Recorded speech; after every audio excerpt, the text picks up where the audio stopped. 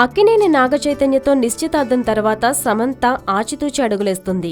Lead పాత్రలను నిరాకరిస్తూ guest పాత్రలకే ప్రాధాన్యం ఇవ్వడం తెలిసిందే.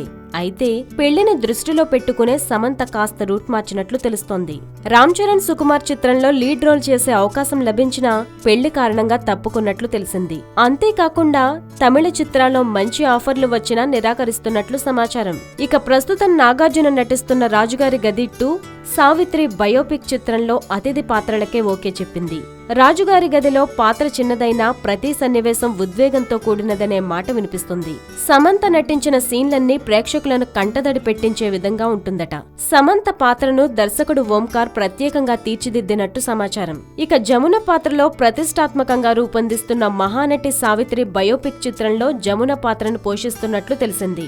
ఆ పాత్ర కూడా కొద్దిసేపే ఉంటుందట. ఇప్పటి వరకు సమంత ఒప్పుకున్న పాత్రలన్నీ తక్కువ నిడివి ఉన్న స్పెషల్ రోల్స్ మాత్రమే. అమ్మమ్మ గారి ఇంట్లో గెస్ట్ గా యువ హీరో నాగశౌర్య చిత్రం అమ్మమ్మ గారి ఇల్లు అనే సినిమాలో కూడా సమంత అతిథి పాత్రను చేసేందుకు అంగీకరించిందట.